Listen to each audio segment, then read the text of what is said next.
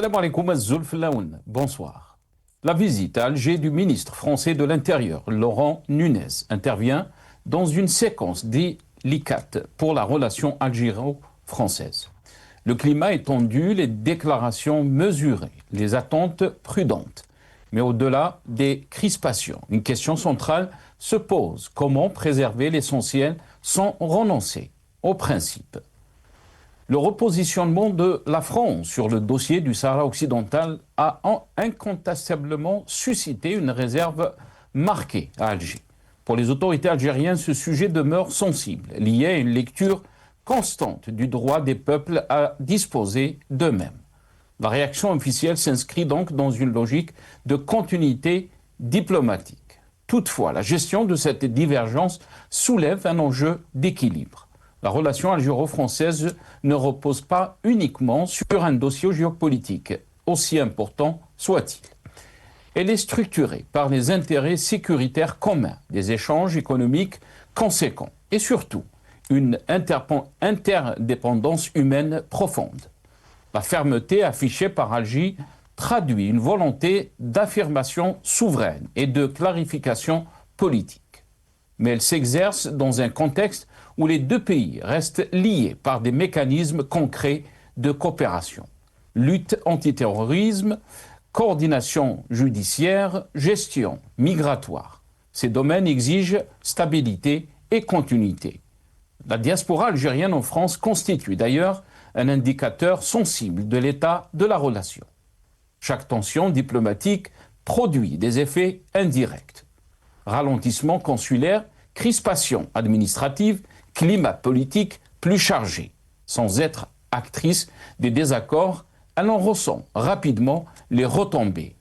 Pour Alger, comme pour Paris, l'enjeu est donc de compartimenter, maintenir des positions claires sur les dossiers stratégiques tout en évitant que les désaccords contaminent l'ensemble du partenariat. La maturité diplomatique se mesure précisément à cette capacité de dissociation.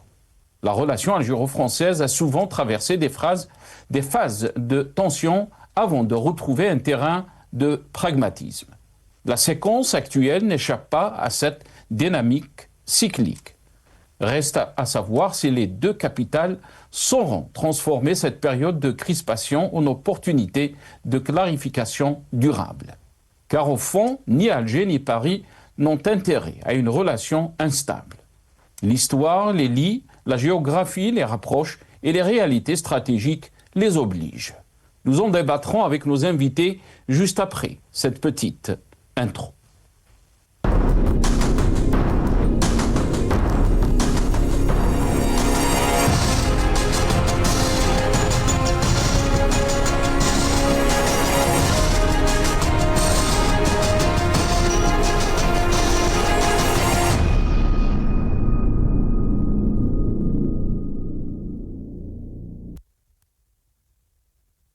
Crise entre l'Algérie et la France, le ministre français de l'Intérieur à Alger pour une mission sous haute tension. C'est le titre de notre émission pour ce soir. Et pour en parler, j'ai le plaisir d'accueillir avec nous ce soir Gamal Abina, analyste politique. Il est avec nous depuis Paris via Skype. Gamal Abina, bonsoir. Merci beaucoup d'avoir accepté l'invitation.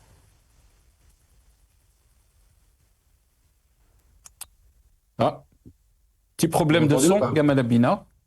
Alors moi, je suis là. Ah, on vous entend très très bien là. Là, on vous entend très bien. D'accord. Voilà, merci beaucoup d'avoir. Merci Gamal Abina, merci d'avoir accepté l'invitation. On a aussi le plaisir d'avoir avec nous depuis Washington Hamid Lellou, directeur de Run for Democracy en Algérie. Il est avec nous via Skype aussi. Hamid Lellou, bonsoir. Merci beaucoup d'avoir accepté l'invitation. Bonsoir Nasser, merci pour l'invitation et bienvenue à Monsieur Abina et à tout le monde. Merci Hamid Lellou d'avoir accepté l'invitation. Marhaba bikoum. On aura aussi depuis Constantine, en Algérie, Abdelkrim Zrilich, journaliste et militant politique. Il est avec nous par téléphone. Abdelkrim Zrilich, bonsoir. Merci beaucoup d'avoir accepté l'invitation. Bonsoir, c'est Nasser. Bonsoir à l'ensemble des invités, aux auditeurs de votre chaîne. Merci beaucoup Abdelkrim Zghilch. Merci d'avoir accepté l'invitation. Avant de commencer donc dans le vif du sujet de ce soir, on va passer dans quelques titres de la presse nationale, mais aussi surtout la presse aussi française, qui a réagi donc à cette visite du ministre de l'Intérieur français Laurent Nunez. Et on va commencer avec les journaux donc algériens. Algérie 360. Laurent Nunez en visite officielle ce lundi à Alger. Plusieurs dossiers chauds sur la table. Attitré donc Algérie 360. TSA, tout sur l'Algérie. Laurent Nunez en Algérie. Quelle France représente-t-il? C'est posé la question, TSA. Le ministre français de l'Intérieur, Laurent Nunez, entame ce lundi une visite de 2 jours en Algérie.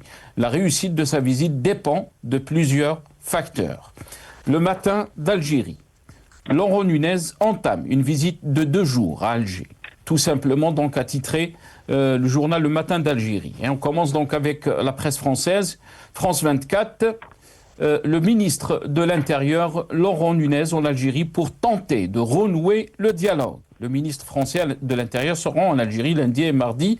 Laurent Nunez va tenter de renouer les liens entre les deux pays sur les questions de sécurité, dans un contexte de tensions diplomatiques persistantes entre Paris et Alger. Le Monde. Le ministre de l'Intérieur, Laurent Nunez, à Alger pour tenter de décrisper la relation franco-algérienne. Après des mois de tension, le ministre de l'Intérieur est attendu donc à Alger lundi 16 février pour une visite de 2 jours. M. Nunez entend se concentrer sur les dossiers sécuritaires prioritaires pour les deux pays. France Info. Laurent Nunez en Algérie. Dans un état d'esprit constructif pour discuter de sujets sécuritaires, pour réenclencher une discussion. Le ministre de l'Intérieur français, Laurent Nunez, se rend lundi et mardi en Algérie dans un contexte de tensions diplomatiques persistantes entre Paris et Alger. Et on termine donc avec le journal Le Parisien. Christophe Glaise, OQTF, coopération. Que va faire Laurent Nunez en Algérie? C'est posé donc la question, le journal Le Parisien. Cette visite intervient dans un climat particulièrement tendu entre la France et l'Algérie depuis plus donc de 2 ans.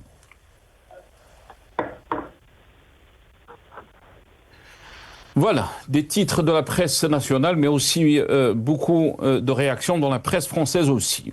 Soundbite tous nos amis de la régie. On va juste vous faire passer ce petit clip, cette petite vidéo, comment le NTV donc a présenté la visite du ministre français donc de l'Intérieur, Laurent Nunez. On regarde.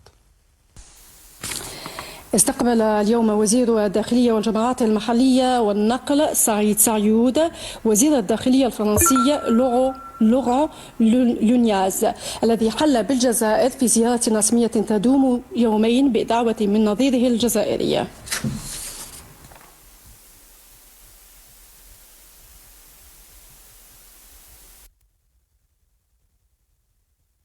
Voilà, donc le NTV a présenté donc cette visite du ministre de l'Intérieur français Laurent Nunez. On va écouter aussi un petit passage des médias français. Comment donc ils voient cette visite du ministre de l'Intérieur français. Soundbite 3. D'autant qu'il succède à un ministre de l'Intérieur qui était particulièrement offensif, voire hostile à l'égard du pouvoir algérien et de l'Algérie en général. Et la grande différence entre les deux, en réalité, c'est qu'en réalité, Laurent Nunez est un technicien des questions de sécurité, c'est un ancien directeur de la DGSI, un ancien coordinateur de la lutte antiterroriste, donc forcément, il insiste sur ces points. Il n'a pas d'ambition politique, il n'a pas un discours politicien, il ne fait pas dans l'électoralisme, donc ce qui l'intéresse, c'est la reprise du dialogue sécuritaire qui est un dialogue très important entre les deux pays depuis les années 90 en réalité. Voilà. D'abord, je vais commencer avec vous, Abdelkrim Zghilch. Je sais que vous n'avez pas beaucoup de temps et vous avez réagi aussi sur les réseaux sociaux par rapport donc à cette visite du ministre de l'Intérieur français, Laurent Nunez. Quelle est votre lecture? On parle beaucoup surtout la presse française parle sur le côté sécuritaire. concernant donc cette visite. Mais comment peut-on la lire dans le contexte actuel qui a contexte de crise entre Alger et Paris? Rebonsoir, encore merci pour l'invitation. Moi, je vais essayer de démarrer d'après le titre de TSA, qui est pour une fois, je le dis bien, pour une fois, est très très pertinent. Et parmi les titres présentés dans votre flash, il reste le plus intéressant. Quelle France représente-t-il? Je pense que ici en Algérie, le régime en place s'est amusé dernièrement, depuis certaines périodes, de présenter aux Algériens, dans sa réflexion globale, une certaine dichotomie dans la politique française, en disant que l'ennemi des Algériens, c'est la droite française. Nous n'avons pas, à un certain moment, ils ont même élaboré le discours que nous n'avons pas de problème, nous n'avons pas de soucis avec la France officielle. Et là, nous remarquons que le problème, c'est la France officielle et le souci, c'est la France officielle. Et surtout, cela se concrétise à travers la visite de Madame Royale dernièrement. Ce qui est certain, mon ami, et je pense que tout le monde ne peut être que d'accord sur ça, que l'Algérie doit normaliser ses relations diplomatiques, pas qu'avec la France, avec la totalité des pays qui l'entourent. Surtout les pays qui l'entourent, que ce soit sur la Méditerranée ou en Afrique. Ça, c'est évident. L'Algérie se doit, et c'est important pour l'Algérie de normaliser ses relations avec les pays qui l'entourent et les pays avec lesquels plutôt elle interagit directement. Et la France reste un de ces pays-là, que l'on veuille ou non. Sauf que cela doit se faire dans la préservation totale des intérêts de l'Algérie. Jusqu'à maintenant, si on arrive on étudie d'une manière assez générale les relations, les intérêts. Qu'est-ce que l'Algérie a tiré de la France pendant 63 années de collaboration et d'échanges économiques, culturels, même universitaires? Concrètement, si on fait le hasela, comme on dit en arabe, la somme de ce que l'Algérie a tiré de ses relations avec la France, ce n'est pas grand-chose. Ce n'est vraiment pas grand-chose. Et également, il y a un point que je veux soulever. Lors de la visite de Madame Royale, une fois qu'elle est rentrée en France, le lendemain, l'émission elle est toujours accessible, elle a fait une émission sur TF1. Pour remarquer, pour vraiment mettre en avant la divergence, le double discours, voilà, le double discours. Madame Royale, en parlant en français, aux Français, elle a parlé des intérêts financiers des entreprises françaises en Algérie. Elle a parlé des 4 milliards d'euros de chiffre d'affaires hors hydrocarbures que les entreprises françaises réalisaient en Algérie avant la perturbation des relations. Et quand elle était en Algérie, son discours, c'était les crânes, l'émir Abdelkader, la mémoire, les liens. Aux Français, elle leur vend l'avenir. Elle leur parle de l'avenir. Et aux Algériens, nous, les indigènes, elle nous parle du passé et de la mémoire. Voilà le double discours. Même la visite de M. Laurent Nunez en Algérie, je fais partie des gens qui restent calés dans la même optique. C'est ça le comportement de la France avec l'Algérie. La France, quelle que soit la personne en face, est là pour préserver les intérêts de la France en Algérie et essayer de récupérer le marché algérien, qui est un marché très très important pour les entreprises françaises. Quelles que soient les raisons dictées ou annoncées pour la visite, moi je fais partie des Algériens qui sont convaincus que la seule et unique raison, c'est récupérer le marché algérien. Tous les autres sujets, certainement sécuritaires, les OQTF, c'est des sujets qui intéressent la France. Les OQTF, c'est un problème français, c'est pas un problème algérien. L'Algérie gère sa sécurité parce que les soucis en Europe viennent de l'Afrique vers l'Europe. Nous n'avons pas de soucis en Algérie qui nous viennent d'Europe. Le dossier sécuritaire, c'est un dossier français. Le dossier des OQTF, c'est un dossier français. Je n'ai pas vu, dans toutes les annonces qui ont été effectuées jusqu'à maintenant, quel est le dossier, où est le dossier algérien? Quel est le dossier qui intéresse l'Algérie? À part le fait qu'on nous parle de l'histoire. L'histoire, j'essaie de toujours dire, notre histoire, on la connaît, on n'a pas besoin de Français pour nous raconter notre histoire. Très bien. Maintenant, si la France a compris que l'Algérie et les Algériens, au moins une certaine partie des Algériens, ont dépassé cette histoire de mémoire et d'histoire et de crâne et de Emir Abdelkader, on pourra peut-être, l'Algérie pourra peut-être passer à autre chose avec la France. Voilà, merci mon ami. Très bien. Abdelkrim Zrelch, je sais que vous n'avez pas beaucoup de temps, mais j'aimerais juste, si vous pouvez rester un petit peu avec nous, c'est important aussi d'avoir votre aperçu, vous êtes en Algérie. Gamal Abina, les questions qui ont été posées par Abdelkrim Zrelch sont pertinentes. Qu'est-ce que l'Algérie donc a gagné dans ce conflit qui l'oppose avec Paris? On parle bien sûr de crise diplomatique quand on parle de conflit, et surtout cette visite du ministre de l'Intérieur français, le timing, est-ce que c'est un dégel? Est-ce que la France, bien sûr, on parle que cette visite concerne beaucoup plus la coopération sécuritaire, la question de Christophe Glaise, la question des OQTF, donc l'obligation de quitter le territoire français. Tout ça, c'est les intérêts français. Où sont les intérêts algériens? En fausse, donc je vais devoir corriger pas mal de choses. D'abord, c'est que le ministre de l'Intérieur qui parle des questions de l'intérieur, de sécurité, donc il est dans son rôle, il l'a annoncé dès qu'il était aux commandes, il a dit qu'il devait renouer rapidement le dialogue avec Alger pour les questions sécuritaires éminemment intéressantes pour les Français, aussi pour les Algériens. Ça intéresse aussi les Algériens, la gestion des flux migratoires. Ça intéresse aussi les Algériens, la question des OQTF, effectivement, même si c'est pas l'alpha et l'oméga, puisque toute l'Afrique est à 5% de récupération. Ça intéresse aussi les Algériens à les questions, effectivement, de coopération méditerranéenne. Donc, il faut se rappeler quand même de cela, parce qu'il y a quand même des enjeux sécuritaires qui dépassent les simples questions algéro-françaises, le terrorisme international, par exemple. Donc ça, c'est une première chose. Donc sa mise de l'intérieur qui n'est pas affaires étrangères, donc qui n'est pas dans un rôle de négociation directe. C'est juste un préalable. On est Royal, qui est arrivé comme une sorte de poisson pilote, et qui a dit des choses très intéressantes. Et là encore, j'ai entendu des choses qui sont fausses, donc je vais corriger. Quand Royal est à Alger, elle parle effectivement de questions qui intéressent l'Algérie, forcément, qui nous intéressent toujours. Hein, ça n'a pas la mémoire, moi je ne mets pas de côté. La mémoire, ça veut dire reconnaissance des crimes coloniaux, et ça n'a pas été fait par la France en 65 ans. Donc il y a un minimum à avoir quand même sérieux.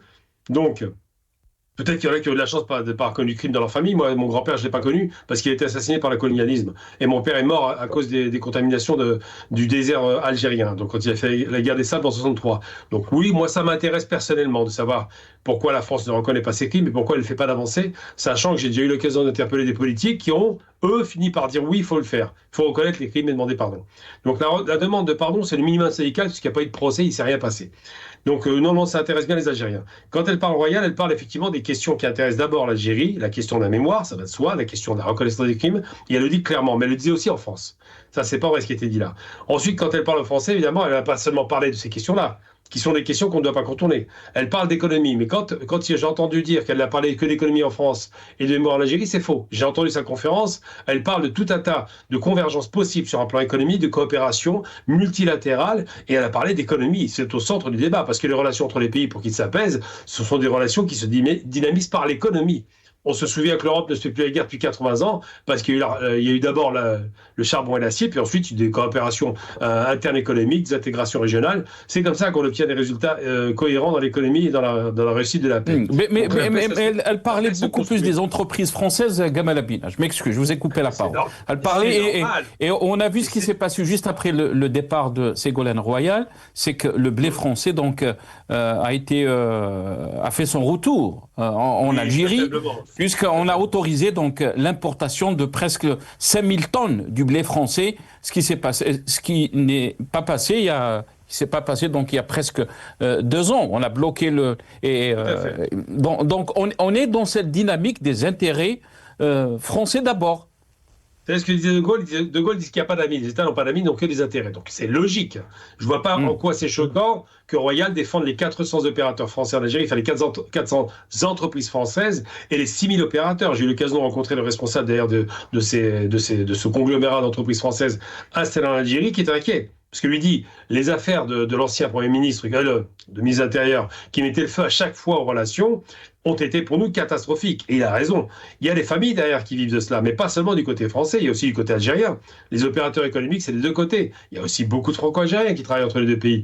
Donc quand elle parle d'économie, elle a raison d'en parler. C'est un des vecteurs qu'elle défend. Elle le défend très bien. Maintenant, j'espère que la relation France-Algérie en termes économiques, c'est une relation non pas de commerçants qui vendent des produits manufacturés à un pays qui les achète, mais de colocalisation, de construction d'une économie, effectivement, qui profite des deux côtés, avec un marché africain qui est ouvert à l'Algérie. Et tout ça pour dire que, oui, elle parle d'économie, mais c'est normal. Qui ne parlerait pas d'économie? L'Algérie parle d'économie. Quand elle parle du gaz, quand elle parle de blé renégocié, je rappelle que les prix du blé n'étaient pas négociés, et que là, les Français ont dû se plier à une renégociation. Ça reste pas grand-chose, hein, 5 tonnes, c'est rien du tout. Mais par rapport à la perte de marché considérable que la France a essuyée, aujourd'hui, elle sait maintenant, la France, qu'elle est dans une situation de concurrence avec d'autres pays comme la Russie, comme l'Ukraine, et j'en passe, sur la question du blé, comme d'autres pays sur le plan industriel, comme l'Italie et l'Allemagne, qui sont des grandes locomotives industrielles d'Europe, comme d'autres pays qui collaborent avec l'Algérie, comme la Chine, par exemple, qui commence à installer des usines de fabrication automobile. Les Français n'ont pas joué le jeu. Je rappelle que quand ils s'installent en 2014 sous l'impulsion de Carlos Ghosn, quand ils installent leur fameuse Renault Symbol, c'est une vaste plaisanterie de 30 000 véhicules par an qui n'absorbe pas le marché algérien, parce que le marché algérien en absorbe 400 000 par an, et surtout, c'est pas du tout une usine de fabrication, c'est une vulgaire usine de montage avec quantité limitée, et les Français ont signé un contrat dû parce qu'ils ont dit « laissez-nous le marché pendant 5 ans, nous vous ferons une industrie ». Il n'y a pas eu d'industrie, il n'y a pas eu de taux d'intégration. Donc ça, c'est des réalités. Chacun défend son précaré, c'est normal. Il n'y a rien de choquant là-dedans. Ce qui est important de rappeler, c'est que la question mémorielle, qui est une question qui fâche, n'existe pas entre la France et l'Algérie, entre l'Algérie et l'Italie. Ça se passe très bien, l'économie se passe très bien. Entre l'Algérie et l'Allemagne, il n'y a pas de problème. Entre l'Espagne, petit gel à un moment donné, mais ça va très bien aujourd'hui. La plupart des pays courent aux portes d'Alger parce qu'il y a des affaires à faire, parce qu'on peut travailler en Algérie, parce qu'il y a des entreprises qui peuvent s'installer, parce que l'Algérie est dynamique en termes économiques. Et ces questions-là ne sont pas évoquées par la France parce que la France a un blocage psychologique permanent. La France entretient une rente mémorielle, elle refuse de demander pardon. Si elle demandait pardon demain, où serait la rente mémorielle? Si elle disait nous reconnaissons les crimes, où serait la rente mémorielle? Vous savez ce que je reproche aux Français à titre personnel? C'est que dans les manuels d'histoire, je vous la fais très courte, 1830 n'existe pas. On ne parle que de la décolonisation violente générale, pas l'Algérie. Et on parle de 2-3 lignes sur la guerre d'Algérie, la sale guerre. On en parle à peine. Pourquoi? Parce que les Français ne veulent pas parler de l'entrée barbare en Algérie, des massacres qui ont duré 132 ans et de la sortie barbare. C'est ça le problème, c'est qu'il n'y a rien de glorieux là-dedans. Ils le savent et c'est pour ça qu'ils ne veulent pas l'enseigner, parce que la population française est parfaitement ignorante des horribles crimes de guerre qui ont été commis en Algérie durant un siècle et demi. Très bien. Mais je pense aussi la question qui a été soulevée par notre ami Abdelkrim Zrilich, c'est que souvent on revient sur notre histoire, on ne parle pas de l'avenir, on ne parle pas du présent. Gamel Abina. Et j'aimerais revenir très rapidement, parce que notre ami Hamid Lelou nous attend aussi à Washington, on va lui donner la parole très très rapidement. Gamel Abina, quand le TSA titre Laurent Nunez en Algérie, quelle France représente-t-il? Point d'interrogation. Est-ce que vous pensez que cette visite de Laurent Nunez annonce un dégel ou au contraire? Parce que TSA, dans l'article que je viens donc juste de citer, la réussite de sa visite dépend de plusieurs facteurs. Vous savez, je vais vous citer très rapidement. Milan Kundera disait une chose intéressante. Il disait: un peuple qui méconnaît son histoire est condamné à la revivre. On ne peut pas passer à côté de l'histoire. Je mets ça de côté maintenant. L'arrivée de Nunez en Algérie, c'est quoi? C'est d'abord Royal qui arrive au nom d'une association, l'AFA, l'association France-Algérie, qui a 60 ans d'existence. Et lui arrive derrière, après que elle, qui était une ancienne du PS, parle à lui, ancien du PS, pour raviver la relation. Je pense que Nunez ne va pas tout seul en Algérie. Il y va avec l'approbation de M. Macron, ce qui est logique. Et il y va certainement pas avec l'approbation de la droite ou de l'extrême droite, qui sont très en colère, je ne vous le cache pas. Donc Nunez y va comme un éclaireur pour ouvrir la voie à l'arrivée à nouveau d'un homme qui avait déjà signé des protocoles d'accord avant que Retailleau mette la pagaille, qui était effectivement Jean-Noël Barrot. Jean-Noël Barrot reviendra à Alger, c'est une certitude. On va poser les termes du débat et je pense, et j'espère, je ne vous cache pas que j'espère, qu'enfin les vraies questions seront posées en Algérie, à savoir la question de la collaboration économique, la question mémorielle, la question effectivement d'un respect mutuel, parce que c'est une question de respect. Toutes ces questions-là doivent être soulevées et je pense que Nunez est là pour préparer le terrain d'entrée de M. Jean-Noël Barrot. Très bien, restez avec nous donc Gamal Abina, et pourtant la presse française parle beaucoup plus. Donc cette visite concerne donc discuter beaucoup plus donc les sujets sécuritaires. Hamid Lello, qu'est-ce que vous en pensez? On a donc écouté Abdelkrim Zrilech, mais aussi Gamal Abina. Qu'est-ce que vous pensez de cette visite du ministre de l'Intérieur français, Laurent Nunez, à Alger? Elle était prévisible. Le soi-disant conflit n'allait pas durer pour aussi longtemps, d'autant plus que le cordon ombilical entre la France et l'Algérie n'a jamais été coupé. Contrairement à ce que M. Abina a dit, oui, l'Algérie n'a pas de problème d'histoire avec l'Italie et les autres pays européens, mais ce n'est pas le problème qui se pose avec la France. Le problème, c'est que les relations franco-algériennes, elles sont minées et polluées par le caractère personnel des deux côtés d'ailleurs, mais ce qui m'intéresse, c'est le côté algérien, où ce régime de police politique qui représente les intérêts algériens, ils ont leur propre intérêt. L'argent qu'ils volent en Algérie, il est dans les banques françaises. L'immobilier, c'est pareil, ils ont des maisons, des appartements, des hôtels, des business. C'est tout à fait normal, ça brouille les relations. Et je regrette M. Abinet, il a l'air de bien connaître son taf, comme on dit, mais il a passé 10 minutes à nous parler de Ségolène Royal, qui est caduque, qui n'a aucune importance. C'est une personne, et c'est un individu qui est parti en Algérie, ancien ministre, mais elle n'est pas ministre. Le gouvernement français n'a jamais reconnu ou dit qu'elle représente les intérêts français. Peut-être que c'était un médiateur qui a aidé à créer cette visite d'aujourd'hui. Mais toujours est-il, c'est vrai, M. Zrilech, il a raison, l'intérêt primordial du côté français, c'est l'économie, oui, mais aussi la sécurité. Même pendant cette pseudo-crise, il y a eu des échanges sécuritaires entre les services algériens et les services français. Ils n'ont jamais nié. L'opération Berkane s'est faite avec l'aide ou la complicité des Algériens. Et je pense que la reprise qui se fait actuellement, elle est liée à ce qui se passe dans le Sahel aussi, parce que je veux faire une triangulation entre le Niger, l'Algérie, France et Russie. Peut-être c'est pas plus qu'une triangulation. La visite du président nigérien qui renoue le contact parce que les Nigériens se sont rendus compte qu'ils ne pouvaient pas continuer leurs relations exacerbées avec l'Algérie parce que c'est le voisin immédiat et que leurs relations avec la Russie à travers Wagner qui sont des mercenaires, donc il faut payer rubis sur ongle, et ils ne pouvaient pas faire ça parce que les relations entre États et organisations sont différentes. La transaction qui a abouti, partiellement abouti entre la Russie et l'Algérie au niveau des ventes d'avions, ça a débloqué cette situation. Et justement, peut-être la France aussi, elle vient euh, s'ajouter à cette équation parce que moi, je vois les choses évoluer où la présence algérienne sécuritaire dans la région, ils la reconnaissent jamais, mais les services de sécurité algériens, je suis sûr qu'ils font du transnational entre l'Algérie, le Niger et le Mali. Ils ne peuvent pas ne pas le faire. Ils peuvent toujours prétendre au nom de la doctrine qui reste sur les frontières algériennes, mais c'est opérationnellement impossible. Ça ne peut pas se faire comme ça. Et dès que c'est tout à fait normal, je suis d'accord avec M. Abina, c'est le ministre de, de, de l'Intérieur, c'est la sécurité qui l'intéresse. C'est tout à fait normal. Il n'est pas là pour parler d'économie, peut-être, mais ce n'est pas sa priorité. Et on verra justement par la suite, est-ce qu'il y aura d'autres visites? Est-ce que vraiment ils vont repartir sur des bases meilleures où il y aura des échanges économiques? Chose que je ne vois pas arriver parce que justement la Chine a pris le dessus et c'est le partenaire économique le plus important de l'Algérie. Donc,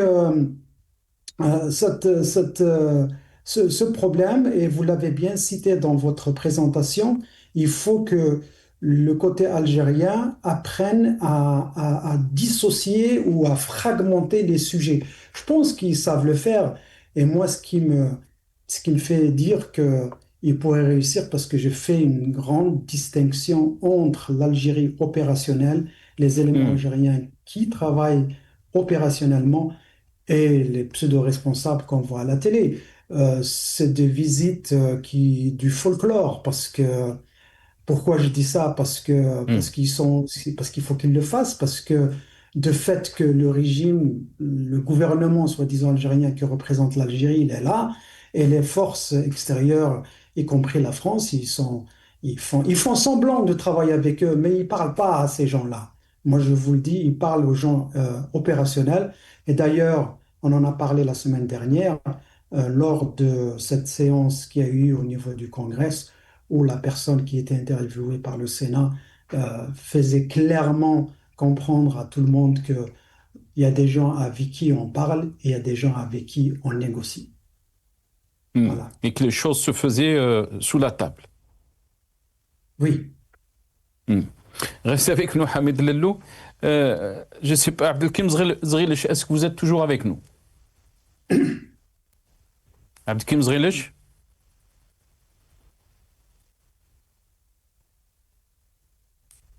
Est-ce que vous m'entendez, Abdelkim Zrilech? Je ne sais pas s'il nous entend, Abdelkim Zrilech. Non, il n'est pas avec nous. On va écouter dans ce passage le chef de l'État, Majid Tebboune, dans son dernière interview concernant donc cette crispation, cette crise qu'il y a entre Alger et Paris. On l'écoute. Si tu permets, en toute démocratie, je ne réponds pas en ce qui concerne la France. Aucune déclaration. Et la seule déclaration que je fais, c'est tout le respect que j'ai pour Madame Royale. سيادة الرئيس وزير الداخلية الفرنسي يعني دار تصريح قال أنه مستعد يجي للجزائر. كيف ترون هذا التصريح؟ تصريح يهمه هو ما يهمنيش. بغا يجي مرحبا. إذن ومر هذه طلبنا باش نعاودوا نتفاوضوا. ما فيش إجماع، فيه إجماع ناقص واحد.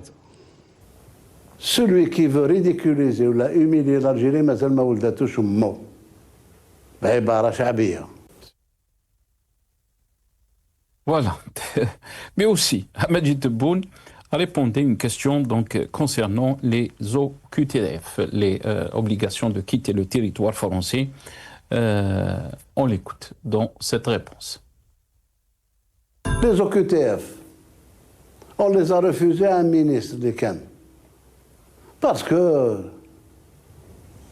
ce ministre-là, il se permet de prendre des Algériens que j'ai juré de protéger, في القرآن وفي الدستور. يجي يهزوا يديروا في الطيارة ويقولوا رجعوا لبلادهم. سيد راه عنده حقوق. تذكر لي واحد اللي عنده زوجة تما وعنده أبناء زادوا تما وعنده خدمة تما وتقول له روح في الطيارة. أنا قلت له لا أرجع وين كنت. هو يرسل ونقول له أرجع وين كان. C'est tout. Voilà. Et pourtant, donc, cette visite du ministre de l'Intérieur français, Laurent Nunez, intervient dans un, bien sûr, contexte qui a été repris par la presse française, qu'elle vient donc dans le cadre de cette coopération sécuritaire, mais aussi ce qui concerne la situation du journaliste Christophe Glaise et les OQTF, les fameux OQTF Gamal Abina. Est-ce que l'Algérie, donc, est, si on peut dire, a reculé par rapport donc, à sa position, mais aussi par rapport à ce discours qui a une posture de défiance quand il s'agit de relations diplomatiques avec la France? C'est Gaël Royal qui va à l'Algérie. Ah, alors, vous n'entendez pas Gamel, hein? Vous m'entendez là ou pas? Parce que mon micro il fonctionne. Ah, là, très bien. Aucun problème. Donc j'ai pas l'impression qu'elle ait reculé l'Algérie, c'est plutôt Ségolène Royal qui fait un pas vers l'Algérie. C'est Monsieur Nunez mettait les conditionnalités qu'il a levées avant d'aller à Alger. Et la relation entre les deux pays sont une relation tendue par la droite dure, que je peux qualifier d'extrême droite, on s'en souvient. par quelques agents vraiment extrémistes et radicaux qui pensent faire plier un pays souverain, je le rappelle, et je suis très fier que l'Algérie ne plie pas. Le président a justement dit, à juste titre, qu'on ne renvoie pas les OQTF, comme ils disent. Donc des gens qui n'ont plus le droit de rester sur le territoire légalement parce qu'ils n'ont pas de reconduite. On ne les envoie pas comme du bétail parce qu'il y a des lois en France, et c'est lui qui rappelle la loi à la France. Hein. C'est déjà arrivé à l'époque. Hein. On se rappelle l'affaire Doualem, où l'Algérie refuse de le recevoir, et les autorités françaises judiciaires confirment la décision algérienne. L'Algérie avait raison. Donc non, il n'y a pas ce rapport-là. Maintenant, j'ai entendu beaucoup de choses assez amusantes. Royal caduque, non, elle n'est pas caduque. Ça a été un éclaireur pour démarrer. Pas qu'elle était reconnue officiellement. C'est pas comme ça que ça fonctionne, la diplomatie. C'est en sous-main. On discute, on envoie des éléments d'information, on explique qui est peut-être négocié, après on revient à Paris, on explique de calmer un peu le jeu. D'ailleurs, je suis très content parce que l'extrême droite et la droite sont très énervés de ce voyage qui est une réussite à mon sens. Ensuite et surtout parce que la diplomatie, c'est quelque chose de subtil, c'est pas quelque chose de bourrin. On a eu droit à de la barbarie diplomatique avec pas Driancourt, même Driancourt, on peut en parler lui aussi, avec Rotaillot, qui était complètement ridicule, surexcité, qui parlait que d'Algérie. On a l'impression que c'était une sorte de drogue comme ça qu'il prenait en injection. Dès qu'il entendait le mot Algérie, il devenait quasiment psychotique. Donc c'est vrai que quand on a affaire à des gens comme ça qui ne sont pas diplomates, qui sont juste là pour faire carrière politique en étant de l'outrance, on n'a pas de résultats. Après, on a parlé de la relation sécuritaire qui a été, je le rappelle, c'est Núñez qui le dit lui-même, dès qu'il arrive aux commandes, qui était au point zéro. C'est pas une invention, c'est le ministre d'Inter qui dit « nous n'avons plus de relations sécuritaires ». Et on mélange tout. On parle de Berkane. Berkane, c'est très ancien. Je rappelle que ça fait quelques années que l'AES a mis fin à la présence de Berkane en Afrique, des différentes opérations qui avaient été conduites par la France. Donc Berkane n'existe plus. Depuis l'AES, depuis l'arrivée d'Assimi Goïta, depuis l'arrivée de Touadéra et de tout un tas de responsables politiques africains qui se revendiquent du panafricanisme libéré, eh bien, ils se sont débarrassés de la présence militaire française et on peut le comprendre. Donc Berkane n'existant plus, il y a des relations qui se nouent à nouveau avec l'AES, donc ces fameux 3 pays de l'AES, qui sont un groupement sécuritaire, c'est pas un groupement économique, et l'Algérie arrive avec des solutions économiques. Et le fameux Nigal, ce fameux gazoduc qui relie le Nigeria, en passant par le Niger, vers Alger, pour distribuer du gaz vers le nord de l'Europe, vers l'Europe plutôt, eh bien, cette formidable aventure humaine qui a abouti finalement, on est pratiquement en phase d'exploitation, il reste encore un peu de pipeline, enfin de gazoduc à créer, mais c'est une réalisation qui a conduit effectivement le Niger à ne pas être dans la condamnation d'Alger. Contrairement à l'idée reçue, les 3 pays de l'AES ne parlaient pas le même langage. Il y a Goïta qui était très offensif, c'est vrai, mais on a quand même le responsable du Niger qui était plutôt modéré, et le responsable effectivement du Burkina qui était aussi dans la modération. Ils ont joué la carte de la solidarité avec le Mali, mais c'est une solidarité très molle. La preuve en est. Aujourd'hui, la normalisation, j'aime pas le terme, hein, la relation normale entre les deux pays s'inscrit dans une relation de développement économique. L'Algérie travaille beaucoup avec le Niger, qui est, il faut le rappeler, un des pays les plus pauvres d'Afrique quand même, et un des pays où la natalité est la plus importante, avec le moins d'autoroutes construites et le moins d'électrification. Donc tout ça, c'est des choses qui doivent être réglées régionalement parce que l'Algérie est un pays riche, parce que le Nigeria, le géant africain, est un pays riche, et parce que le Niger au milieu est un pays pauvre. Donc ça, c'est le premier aspect. Donc effectivement, s'il n'y a pas de confrontation entre l'Algérie et ces pays-là, c'est parce que l'Algérie propose un plan de co-développement économique, d'investissement pour pacifier et pour sortir des tensions régionales. Et ça, c'est quelque chose qui est plutôt positif. Donc moi, je suis assez content de cette position que je trouve noble, et je considère qu'il faut soutenir l'Algérie pour cela, parce que c'est une position traditionnelle panafricaine. Gamal Abina, quand vous parlez d'une position noble, mais la question aussi, quand on parle de diplomatie, on essaie d'analyser. Pour beaucoup d'observateurs, la diplomatie algérienne, elle est tout le temps dans la réaction. On a vu par exemple, vous avez donné l'exemple des pays du Sahel et la relation avec le Niger, mais aussi de l'autre côté, on a l'exemple de l'Espagne par exemple. En ce moment, il y a des négociations à Madrid, alors qu'au début de la crise avec Madrid, on se rappelle que la presse algérienne, par exemple, était dans l'insulte. Pourquoi ? Parce que l'Espagne a changé de sa position concernant le dossier du Sahara occidental. La même chose s'est passée avec la France. Donc, il y a un problème par rapport à notre diplomatie, à notre réaction. Non, je ne suis pas d'accord du tout là-dessus. Non, l'Espagne, il y a eu effectivement un changement de position très étonnant d'ailleurs, parce qu'ils ont montré leur courage par rapport à la question palestinienne. Sur les questions coloniales, les socialistes espagnols étaient plutôt anticolonialistes. Là, on s'est posé la question de savoir pourquoi c'est arrivé. Vous parlez de la presse. La presse n'est pas la diplomatie. Il faut quand même distinguer. La presse a réagi et très... Quand on parle de l'APS et quand on insulte le ministre des Affaires étrangères espagnol, c'est un organe de presse. Quand on parle de l'APS, c'est un organe étatique. Oui, mais l'APS comme l'AFP sont étatiques.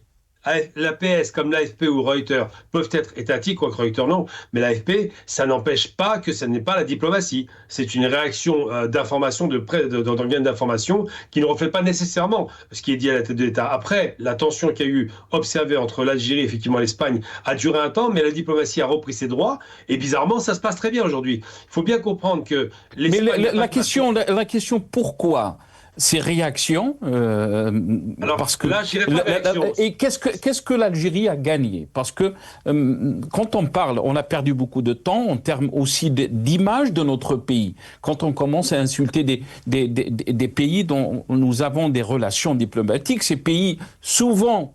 Vous parlez de souveraineté Gamalabina quand il s'agit de l'Algérie. Ces pays aussi sont souverains dans leur position diplomatique. Quand ils changent de position, on peut comprendre qu'il y a des équilibres. On peut comprendre que Alger, par exemple, n'est pas très contente de la nouvelle position de l'Espagne ou de la France. Mais est-ce que vous pensez que c'était la bonne approche quand il s'agit de défendre les intérêts de notre pays et les intérêts du peuple algérien? Je trouve qu'elle défend bien les intérêts, d'abord parce qu'il y a une question de principe. Je vous rappelle que l'Espagne est une ancienne puissance coloniale qui colonisait Sahara occidentale, donc elle a une responsabilité devant l'histoire. Ce que l'Algérie lui rappelle, tout comme la France a une responsabilité devant l'histoire par rapport à la question coloniale algérienne. Donc il y a une cohérence. Ensuite, quand vous dites elle réagit, oui, elle réagit à des actions qui sont étonnantes et inattendues. Je rappelle quand même que M. Tebboune avait prévenu M. Macron de ne pas faire ce geste-là, parce que ça aurait des conséquences. M. Macron a outrepassé parce qu'il y a un lobby puissant qui l'a poussé à agir. Ça a été une erreur stratégique de sa part, je le pense et je le maintiens. Et aujourd'hui, une négociation directe entre qui? Le Maroc et le Polisario, comme par hasard, alors qu'à l'époque, on n'en parlait pas. Donc finalement, il y a quand même une progression positive de l'Algérie sur la question du Polisario. Mais j'ai envie de dire simplement, c'est que l'Algérie réagit très souvent à des outrances.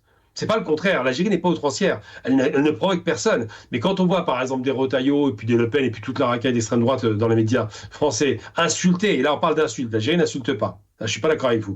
Insulter du matin au soir l'Algérie, le passé, la colonisation, les dirigeants, l'âge, toutes ces imbécilités, il est normal qu'on réagisse, c'est le minimum syndical. Et je trouve que la réaction algérienne est plutôt modérée par rapport à l'outrance qu'on observe en face. Donc moi, si j'étais aux commandes, j'aurais pas une réaction aussi mesurée. Parce qu'il y a quand même des limites. Il faut arrêter d'insulter l'histoire, il faut arrêter d'insulter la mémoire des gens, il faut arrêter d'insulter les millions d'Algériens qui vivent en France. Ça va 5 minutes, cette prise en otage. Alors j'entends bien qu'il y a des relations internationales tendues. Vous voyez comment Trump parle de Macron. Là, on peut parler du mépris d'insulte. L'Algérie ne méprise personne, n'insulte personne, sauf que il arrive un temps où il y a quand même un rapport de force qui s'installe pour rétablir le respect. L'Espagne a répondu à ce rapport de force et est revenue tranquillement, de façon mesurée, et tant mieux.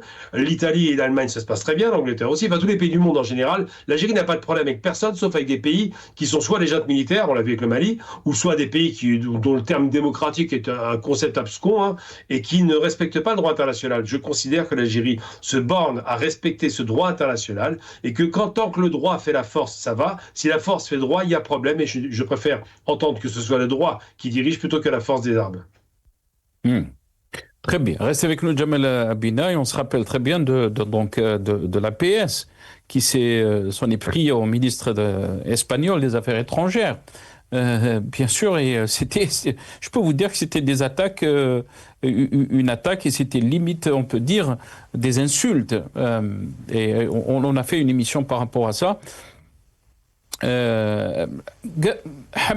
Hamid Lello, qu'est-ce que vous en pensez par rapport donc à cette visite, mais aussi aux positions de l'Algérie ou du pouvoir des autorités en Algérie? Est-ce que vous pensez qu'il y a un recul quand on parle de principe, quand on parle de souveraineté dans cette relation avec Paris? Hamid Lello? Ah, on a un petit souci avec donc Hamid Lello. Allez. On va écouter, on va vous faire passer donc une petite vidéo, Soundbite 5, nos amis de la régie, et je reviens à mes invités juste après. La méthode dure avait échoué avec son prédécesseur, Bruno Retailleau. Lui prétend effectivement que sa méthode douce pourrait essayer d'amadouer effectivement l'intransigeance du régime algérien. Moi, je redoute malgré tout de voir le ministre de l'Intérieur essayer de se rédimer de cette excommunication en allant à Canossa, c'est-à-dire en s'inclinant devant ce qui est quand même un régime tyrannique, totalitaire, et en disant oui à toutes les exigences qui pourraient être celles d'une repentance ou d'un aveu de culpabilité de notre passé colonial. Moi, j'ai quand même un mauvais souvenir de Gérald Darmanin, qui était ministre de l'Intérieur à l'époque et qui, en 2020, je crois me souvenir, avait cru bien faire d'aller déposer une gerbe devant les soldats du FLN, c'est-à-dire ceux qui avaient combattu la France pour essayer effectivement de se bien voir de ce régime. Je voudrais que j'en ai assez, effectivement, que l'on donne des gages de faiblesse, parce qu'effectivement, ce régime-là nous voit bien que cette France est une France qui est prête à se faire essuyer les pieds sur elle-même, et qui d'ailleurs a encore délivré 200 000 visas cette année, alors même qu'elle pourrait avoir, ne serait-ce qu'à travers ce bras de fer, des éléments pour essayer d'infléchir le régime de M. Tebboune, qui retient encore une fois en otage un journaliste français, n'oublions pas. Ouais. Voilà. Il y a aussi un autre passage concernant donc le journaliste français Christophe Glaise. Laurent Nunez repartir avec Christophe Glaise, certainement. Ça serait déjà bien. On a peu d'espoir, mais on le souhaite de tout notre cœur, effectivement, qu'il puisse ramener avec lui le journaliste français. Avoir quelques laissez-passer consulaires ? Oui, alors oui, je serais évidemment très content et très heureux, comme beaucoup d'entre nous, si c'était le cas. Après, il faut voir en quelle proportion. C'est-à-dire que les CRA aujourd'hui sont remplis à moitié. Donc les centres de rétention administrative. Oui, les centres de rétention administrative, sont remplis à moitié d'Algériens en France, parce que nous n'avons aucun laissez-passer consulaire. Ces derniers mois, nous n'en avons eu aucun. Et dans le même temps, en effet, on continue de délivrer des visas. Donc, on verra, je suis comme saint Thomas, je ne crois que ce que je vois, donc on verra ce qu'il advient de cette visite. Moi, ce que j'observe quand même, juste pour finir, c'est que dans les médias algériens, ça m'intéresse toujours de voir ce qu'ils en disent. Honnêtement, on voit pas tellement cette visite comme le signe peut-être d'une relance d'un bras de fer ou d'une inflexion de la part du régime algérien. Bien au contraire. Laurent Nunez repartir avec... Voilà. Quelques réactions donc des médias français concernant donc cette visite du ministre de l'Intérieur français. Je reviens vers vous, Gamal Abina. Hamid Lellou, donc on a perdu Hamid Lellou. Bien sûr, la question qui se pose, c'est que qu'est-ce que l'Algérie a gagné dans ce bras de fer avec la France, Gamal Abina. Vous avez parlé bien sûr de la question mémorielle, de l'histoire et tout ça. Mais pour beaucoup d'Algériens, l'Algérie a beaucoup perdu en termes d'intérêt dans ce bras de fer. Qu'est-ce que vous en pensez ? Combien négocier le blé. Il faut voir les doléances des Français qui voudraient s'installer en faire de la vraie industrie. Il faut voir qu'on importe moins en moins de ferraille française, et tant mieux. Non, c'est des gains, c'est vraiment des gains considérables. On a une croissance qui est soutenue, la France n'a pas de croissance. On a un pays qui relève le nez, mais vous voyez dans les extraits que vous avez donnés, bon, c'est les chaînes de propagande d'extrême droite, Europa, c'est Bolloré, on connaît la musique. Le petit vieux qui parle, je ne vais même pas dire son nom tellement il est insignifiant, parle de dictature, de régime totalitaire. Le type ne maîtrise même pas le français. Il ne sait même pas ce qu'est un régime totalitaire. Il a oublié que le régime totalitaire existait en France avec Napoléon et avec Pétain. Il ne sait pas ce que c'est. Donc c'est très, très ridicule. Après, il parle des gages de faiblesse. Toujours dans l'outrance des frustrés de l'extrême droite qui voudraient se faire plus gros que le bœuf alors que ce sont des grenouilles. Et j'ai envie de dire simplement, c'est qu'on parle même de prise d'otage pour un homme qui a été jugé, mis en prison, avec des faits délictuels qui sont avérés. Alors, est-ce que la peine n'est pas un peu lourde ? Oui, peut-être, c'est possible. Mais de là à parler de prise d'otage, pour qui se prennent-ils ? Je veux dire, ils prennent en otage actuellement un responsable de l'ambassade algérienne, enfin l'agent consulaire comme on dit, donc du consulat algérien, donc un diplomate, c'est comme ça qu'on l'appelle, qui est pris en otage. Pourquoi il ne parle pas de ça ? Pourtant, il n'y a aucune qualification, il n'y a aucune raison qu'il soit pris en otage. Mais le garde parce qu'ils savent qu'il est diplomate et qu'il y a une immunité diplomatique qui a été violée. Donc, s'ils veulent donner des leçons, on le donne dans le bon sens. Donc, non, l'Algérie a bien fait de remettre les pendules à l'heure, il fallait, parce que l'Algérie a toujours, enfin la France a toujours vu l'Algérie comme un marché à ciel ouvert, où on pouvait vendre de la ferraille en permanence. Il n'y avait pas de fabrication. Je vous donne un exemple très concret. Bouygues s'est rincé pendant des années, a pris un argent faramineux à l'Algérie pour construire un téléphérique à Alger qui ne fonctionne plus. Ils n'étaient même pas concurrentiels. La Chine arrive, elle concurrence Bouygues. C'est une question de marché ouvert. L'Algérie travaille avec des pays qui sont sérieux, qui arrêtent de nous arnaquer sur le prix des chantiers, par exemple, qui arrêtent de nous arnaquer sur le prix des marchandises, qui arrêtent de nous arnaquer sur les usines de montage, parce qu'on veut de la fabrication, et qui sont prêts à collaborer. Les Français sont très contents de recevoir les médecins algériens, qui sont très bien formés. On estime c'est entre 10 et 15 000, on n'a pas le chiffre exact. Ils sont très contents. Bizarrement, là, on ne parle pas de laissez-passer ou de QTF. Ceux-là, on les reçoit avec joie parce qu'il y a des... Mais comment expliquer dans ce cas, comment expliquer, Gamal Abina, que tout ce discours que vous avez étayé, tout ce discours n'existait pas avant la position, le changement de position de la France. Et on se rappelle très bien en 2024, avant les élections présidentielles, Majid Tebboune, dans son entretien avec la presse, avait déclaré que la visite en France était une visite historique. On n'a pas soulevé de différends. On n'a pas soulevé, par exemple, qu'il y a un déséquilibre en termes de relations économiques ou d'échanges économiques. Et là, c'est où se trouve l'incohérence, Gamal Abina. Non, c'est très cohérent. D'abord, M. Macron, en arrivant en 2017, annonce crime contre l'humanité. Le lendemain, il se rétracte. Donc on commence déjà par une position, puis on change. Parce que sous pression de la droite et de l'extrême droite. Moi, je regrette que M. Macron ne soit pas un homme d'État qui brille cette fois-ci avant de partir du pouvoir en faisant ce fameux geste de reconnaissance de crime et de demande de pardon. S'il le faisait, il serait vraiment brillant. Mais il a du mal à le faire parce qu'il y a des pressions énormes sur ses épaules. Ensuite, M. Macron était disposé, effectivement, il n'est pas un homme de la guerre d'Algérie, il ne descend pas d'un militaire français. Donc, c'était un homme neuf qui aurait pu être l'homme de la situation. Et d'ailleurs, M. Tebboune l'avait envisagé comme ça. Le président Tebboune, il a dit, voilà, M. Macron est l'homme qu'il nous faut, entre guillemets, qui sera capable de faire avancer les choses. Et puis, c'est M. Macron qui, sous l'influence d'un écrivaillon, on va l'appeler comme ça, un journaliste que vous connaissez tous, Kamel Daoud, va sortir la rente mémorielle. Parce que M. Daoud le pousse à le faire. C'est dommage, mais c'est comme ça. Il y a des discussions à bâton rompu et ça donne ce genre de truc. Plusieurs sorties un peu hasardeuses qui sont provocantes. Et pour autant, l'État algérien continue à y parler. Alors, ils ne sont pas en rupture, mais c'est vrai qu'on a un problème avec ça. Comment voulez-vous que ça se passe bien si vous insultez votre interlocuteur? C'est pas possible. Une discussion à deux, c'est d'abord courtois. C'est d'abord une volonté de faire un pas en avant. Et là, c'est vrai que Macron était très disposé à cela. Et puis après, l'affaire Hussara, il était prévu de ne pas le faire, il l'a quand même fait. Ça n'a aucun intérêt sur un plan financier, mais il l'a fait. Donc c'est beaucoup d'erreurs politiques de M. Macron. Mais je rappelle que l'Algérie était disposée à entendre beaucoup de choses des Français. Et là, on va aller sur le terrain économique. Quand M. Macron arrive avec ses 17 ministres à Alger, c'est merveilleux, c'est un grand chiffre. Mais il n'y a absolument aucune proposition d'investissement sérieux. On parle de culture, de sport, de cinéma, de choses parfaitement inutiles. C'est bien, quand on est confortablement installé, de parler de sport et de cinéma, sauf que l'Algérie n'a pas besoin de sport et de cinéma, mais des créations d'emplois de masse. Or, l'Algérie serait une formidable plateforme industrielle, comme l'Allemagne l'a fait à l'Est, je le rappelle. Une plateforme industrielle française qui sauverait les entreprises françaises, d'ailleurs, il faut le rappeler, si elle acceptait d'arrêter de regarder l'Algérie, si la France acceptait de regarder l'Algérie comme un partenaire et non pas comme un rapport de maître à esclave. Cette mauvaise habitude des Français va les perdre. Parce qu'aujourd'hui, leur économie est en perte, on peut le dire, en difficulté. Les entreprises chutent les unes derrière les autres et que l'Algérie est un moyen de pouvoir redynamiser le tissu économique français, de bénéficier des connaissances des Algériens de très haut niveau aussi, il faut le rappeler, et de bénéficier d'un parc industriel hyper compétitif avec des employés qui ne sont pas tellement chers, avec une énergie abondante, avec un foncier industriel important.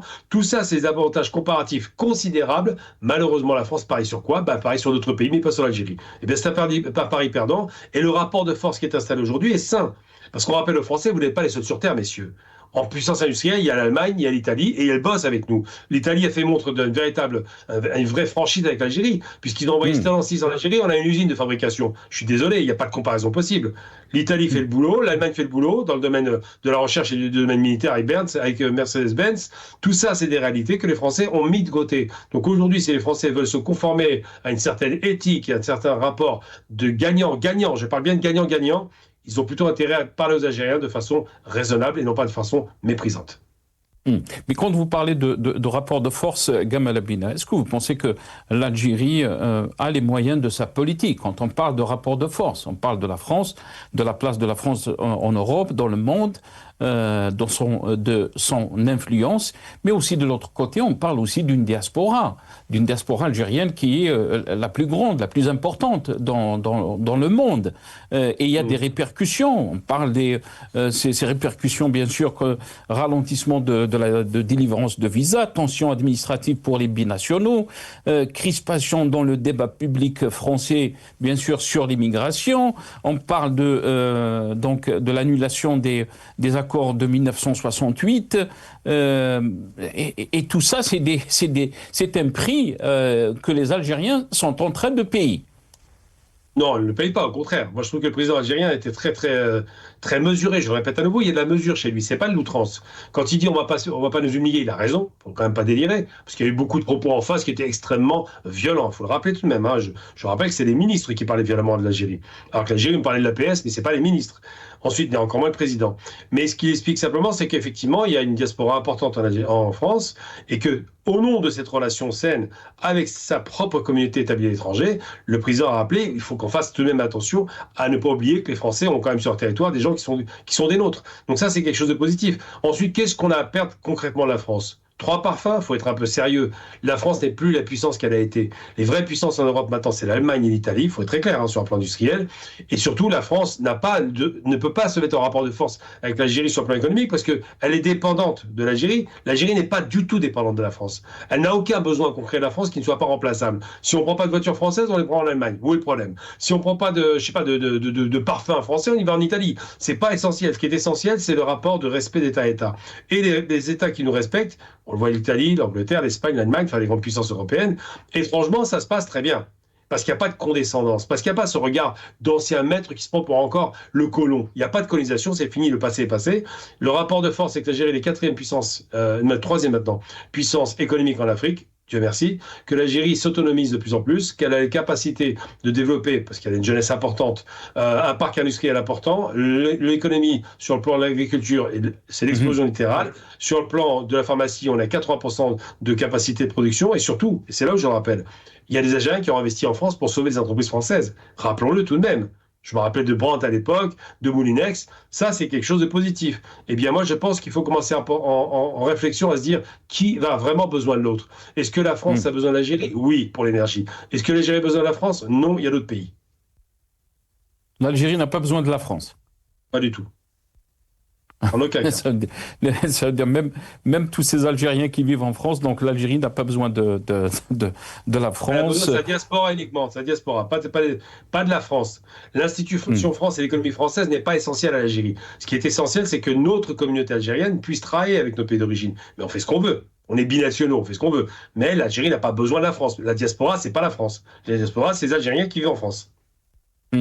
Et pourtant, Abdelmadjid Tebboune a avoué dans son entretien, son dernier entretien, que la France, qui est le seul pays, a dit, qui bloque donc cet accord avec ces discussions avec l'Union européenne. La France est un pays qui est important dans les relations avec l'Algérie, Gamal Amina. On ne peut pas dire que la France ne représente rien pour l'Algérie. C'est pas ce que j'ai dit, je suis très précis dans les termes. L'Algérie n'a pas besoin de la France, c'est pas pareil. C'est pas qu'elle représente rien. C'est un levier économique important, c'est un levier d'influence important parce que le Parlement européen, il faut parfois l'unanimité des décisions. Et la France a un rôle d'influence sur l'Europe pour bloquer des décisions, c'est vrai. Mais en termes économiques stricto sensu, donc je parle d'économie pure et dure, l'Algérie n'a pas du tout besoin de la France. Qu'est-ce que vous voulez faire avec la France que ne fait pas la Chine, l'Allemagne, l'Angleterre, les États-Unis ? Rien.